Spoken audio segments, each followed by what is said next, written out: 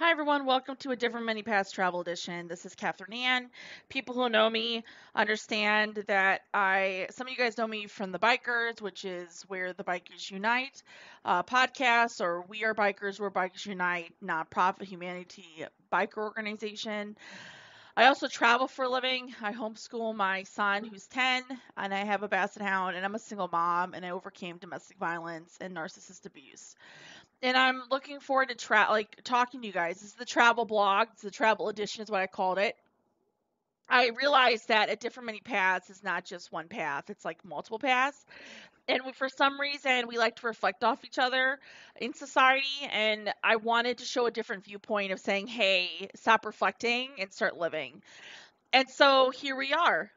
We are now in Wisconsin. I am here for the next couple weeks to not only talk to bikers, but also kind of regroup myself, find inspiration, and try to create some stuff and figure out if we can work on investors for We Are Bikers or Bikers Unite. It's a lot as a single mom, one income, working full time, trying to start a nonprofit, and also start talking to investors and how we're going to do it because I want to do things differently. I'm coming with like a new kind of viewpoint, which can be scary and also pretty amazing as well because you're not putting yourself in a box. In this travel edition, we're going to talk about not putting yourself in a box and kind of living life, even when you have like no money. It's definitely scary at times where you're kind of like, oh my gosh, I can't believe I'm doing this with like $100 in my bank account, or not even. But you have to do what you got to do. And to be honest with you, life works itself out if you plan it correctly. It's hard to explain. It's pretty inspiring to see where we've come from. Not saying luck's on my side or that Jesus is watching over us, but I am a Christian, so to me personally, Jesus walks with us wherever we go, even in the bad moments. But you have to make things work. And to make things work, you have to think outside the box. I don't know how to describe it.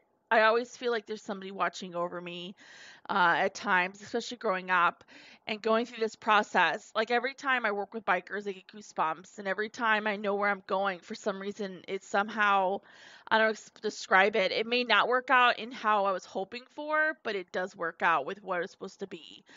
And I hope that this podcast trickles in and makes you guys inspired to just kind of plan it out still. You have to still plan, but you also have to go with the punches. And a lot of the punches are my own fault. Let's just be frank. There's times where I miss budget, or I don't calculate correctly, or I miss something, or I forget to pack something that's really important.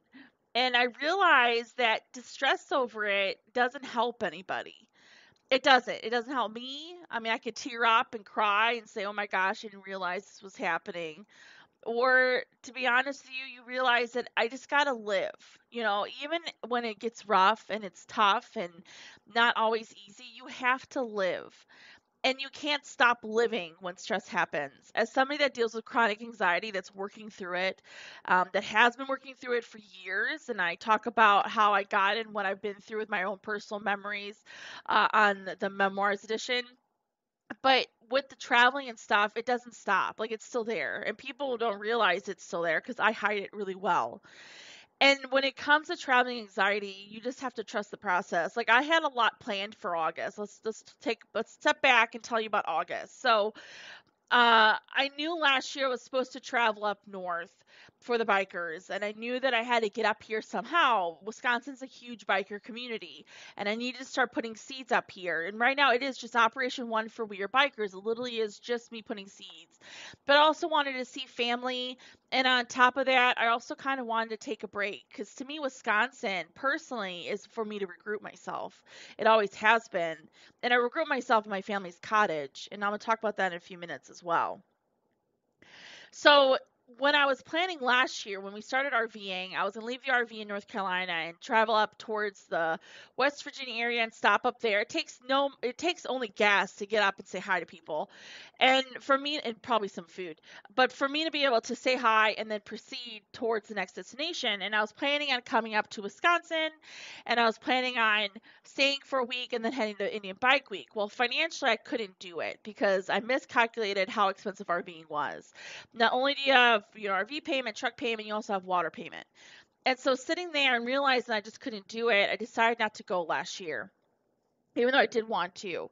So this year I was like, listen, we're just going to make it work. I don't care if I have to like overdraft my bank account. We're going to make it work to get up there. Because I'm tired of saying I'm going to get up there and I'm not able to get up there because finances go to other stuff because of where I'm located. And you have to like think outside the box. Mind you, I'm a person now that I live, and this may be like dangerous to a point, or people don't understand it, but I live to where doors open in life, like where I don't control it, but I let life lead me to where I need to go. Because it does. Typically, when life leads you, or Jesus leads you where you have to go, it's pretty inspiring your faith and how strong it is when things work itself out even more. And that's how I've been living life for the past 4 years, is how I've decided to start living life. It's taken me a long time to get to this point for me to not stress about stuff. I still stress, but it's not big stress.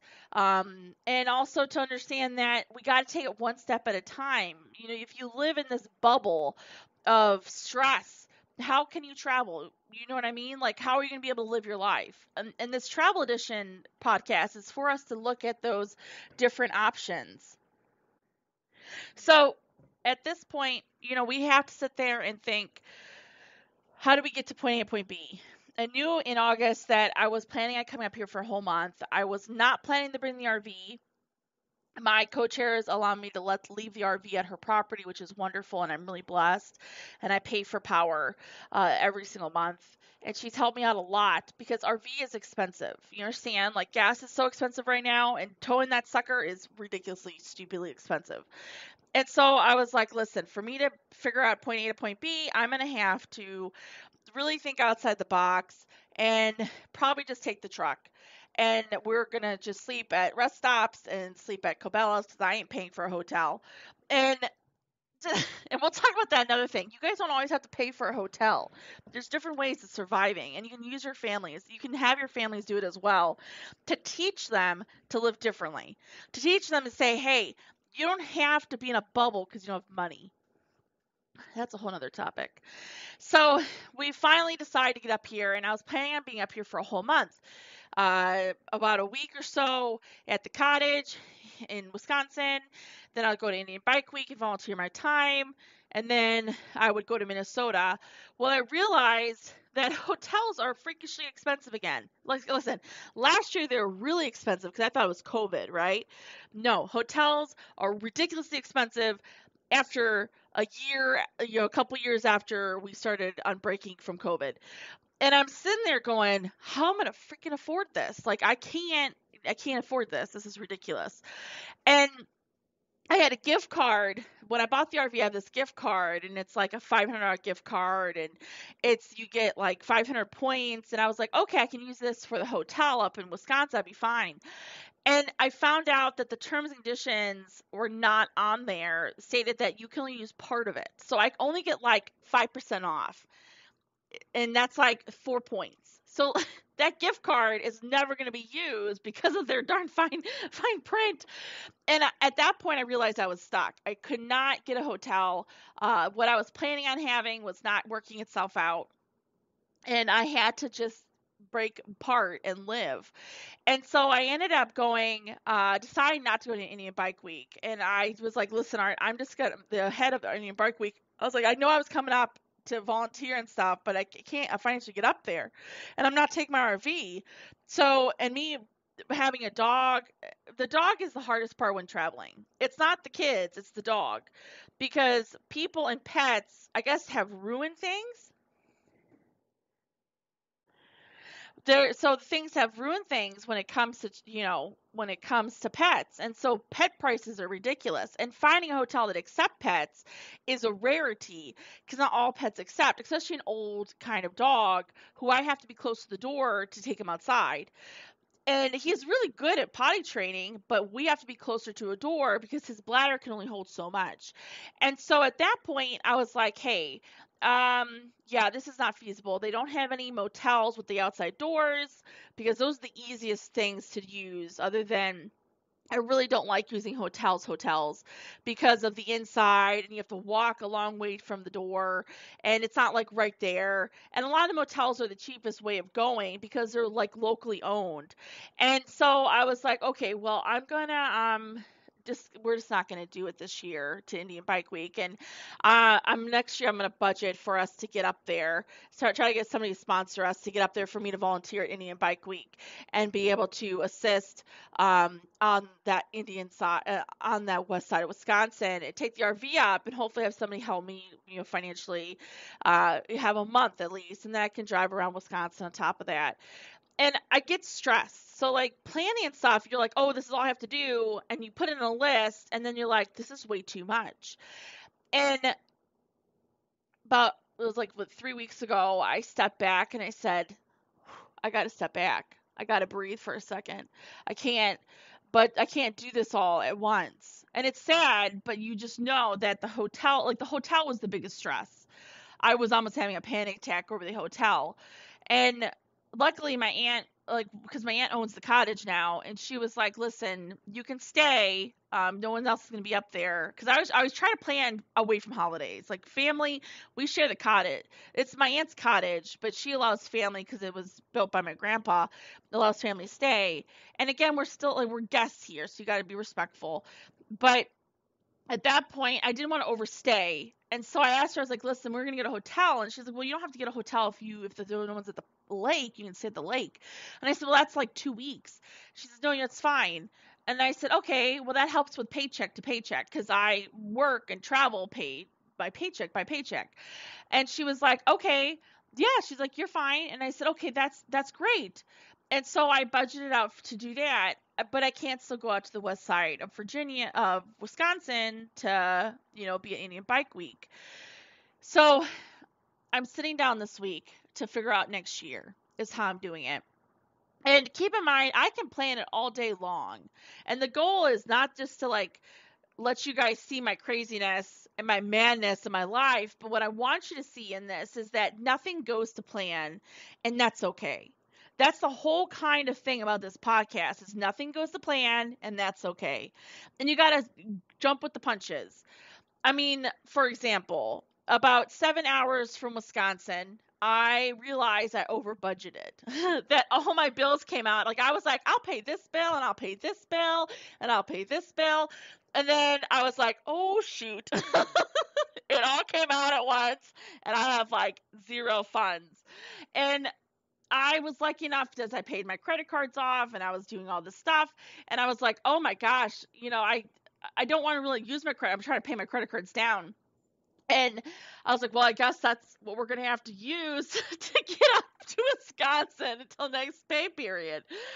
And so you have to make things work. Like, I could have 7 hours, before I got here, I could have been stressing and just turn around and say, I give up, whatever.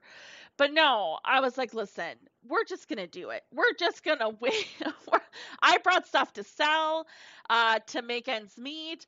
I brought things to, be able to work on for weird bikers and hopefully get that, like the store going.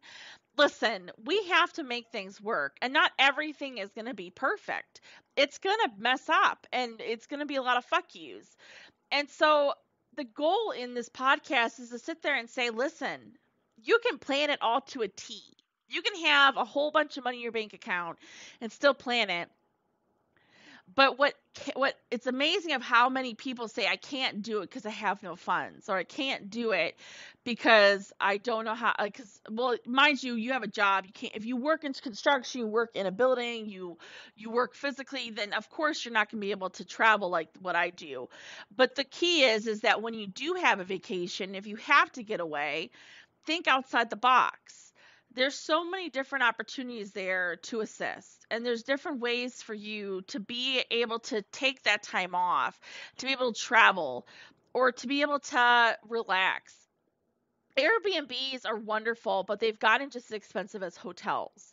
I also looked at Airbnbs out on the west side of Wisconsin, and they were about even more. They were like $150 a night for a room.